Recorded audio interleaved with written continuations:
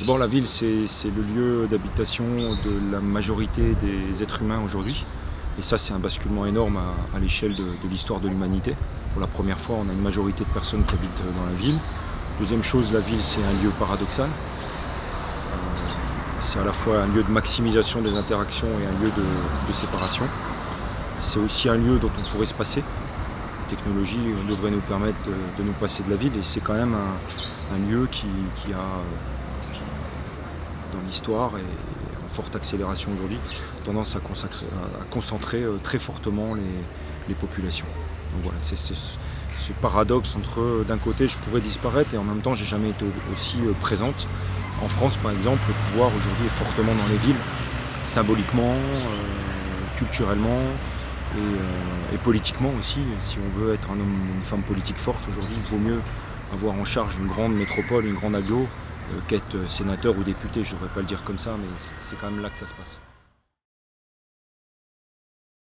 Il me semble qu'on a nécessité à changer de regard sur ce truc qui n'est plus la ville.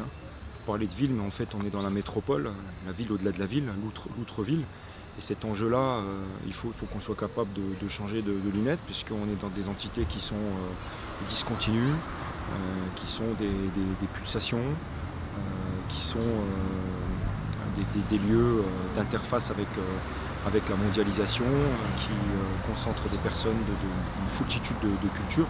Donc on est obligé aujourd'hui de changer de regard sur la façon d'observer la métropole, ne pas l'observer avec les lunettes d'hier, sur la manière de la produire, donc de la lire et quelque part de la fabriquer et de la construire. Et évidemment, ça doit se faire de plus en plus avec celles et ceux qui habitent ou celles et ceux qui l'utilisent.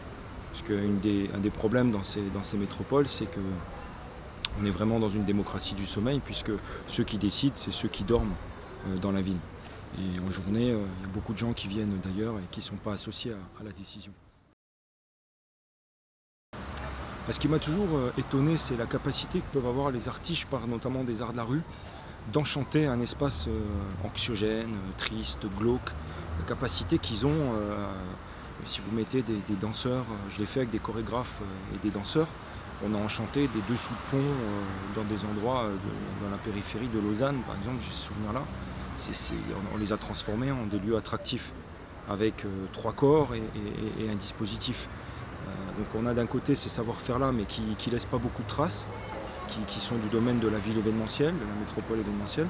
Et de l'autre côté, on a des architectes, des urbanistes, qui sentent bien qu'ils fabriquent des coquilles, de la matérialité, avec laquelle, dans une ville de plus en plus instable, fragile, mobile, avec lesquels il y a des décalages entre les usages et la matérialité qu'ils produisent. Donc il y a un problème aujourd'hui certainement dans la fabrique de la ville. Il faut la fabriquer autrement, différemment. Et il me semble que l'artiste peut apporter du sensible, de l'humain, de l'éprouver. Les artistes arrivent aussi à nous amener dans une aventure et à éditorialiser quelque part un espace public et autres. Ils peuvent nous donner des pistes pour quelque chose de plus durable.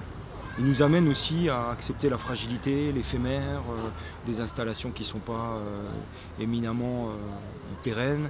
Ils nous aident à faire ville, parce qu'en fabriquant de l'événement dans l'espace public, ils rassemblent des personnes qui le reste de l'année, le reste de la semaine ou de la journée ne sont pas ensemble.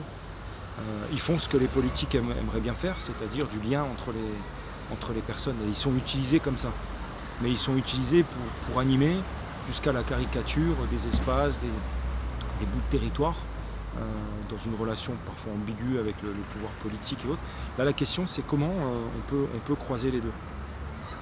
Comment on peut les associer à la mise en place d'un plan local d'urbanisme, parce qu'ils peuvent pointer, ils peuvent pointer des dysfonctionnements sur le territoire, ils peuvent fabriquer des liens par différents protocoles avec les habitants, ils peuvent associer différents acteurs avec un aspect ludique. Je pense qu'on parle de gamification de la ville, mais je trouve que l'aspect ludique il est aussi important.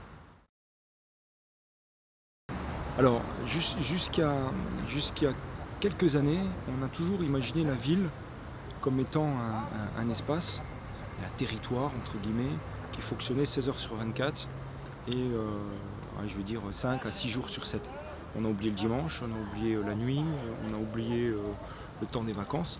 Or, la réalité, c'est qu'aujourd'hui, parce qu'on est dans le temps continu de l'économie et des réseaux, parce qu'il y a un contrôle politique sur l'espace public, parce qu'il y a une sécurité qui s'est installée, même si ce n'est pas partout, parce qu'il y a des technologies qui permettent de mettre de la lumière un petit peu partout, la ville ne s'arrête jamais.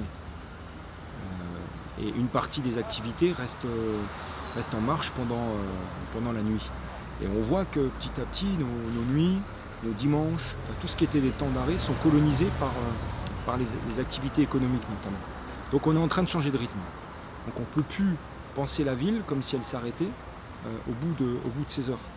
Elle fonctionne aussi dimanche, elle fonctionne aussi la nuit. Donc la proposition, c'était de se dire, est-ce qu'on peut regarder un territoire, une ville, comme étant un système complexe, mais un système temporel? Moi, ma logique, c'est pas moi être dans le sensible, c'est mettre en place des protocoles qui permettent de passer le scanner sur des villes, mais de ne pas le passer seul. Je veux le passer avec les urbanistes, je veux le passer avec les artistes, je veux le passer avec des habitants, des étudiants, des politiques.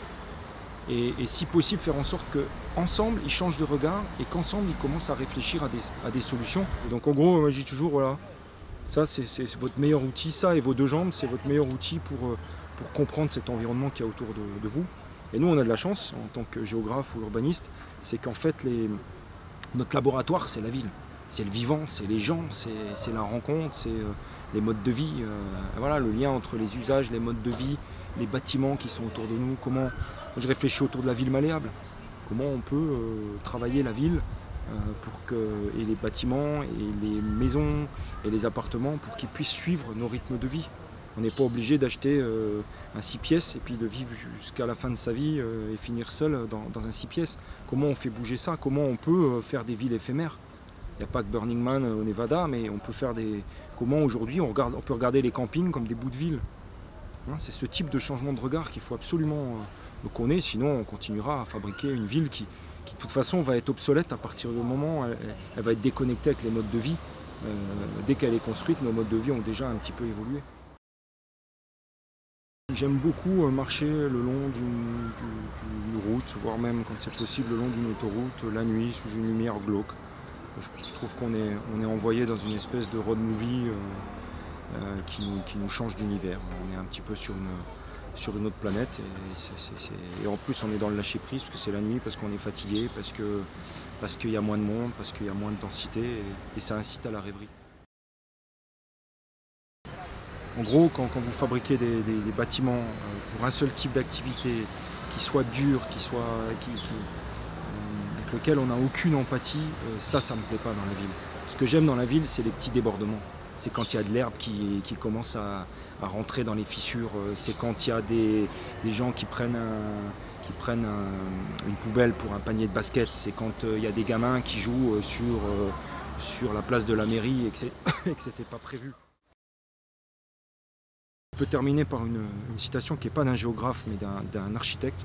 J'ai un ami, Bernard Guinat, qui est architecte, qui m'a toujours dit « Luc, marie-toi, laisse-moi construire ta maison et je ferai en sorte que dans 6 mois, tu es divorcé. » Ça veut dire qu'il suppose qu'il a les capacités de gérer un espace habité, une maison à une certaine échelle, l'échelle des architectes plutôt, et faire en sorte que des gens se haïssent et finissent par se séparer. Moi, j'aimerais que ce savoir-faire-là, on puisse le retourner pour l'utiliser dans la ville. Comment faire en sorte que la ville soit le lieu de la rencontre, mais un lieu où vous pouvez être anonyme, parce que ça c'est la ville, on a le droit à l'anonymat dans des espaces, mais on a aussi des espaces où on est bien, on sait qu'on aura de la convivialité, de la proximité, des gens qu'on connaît.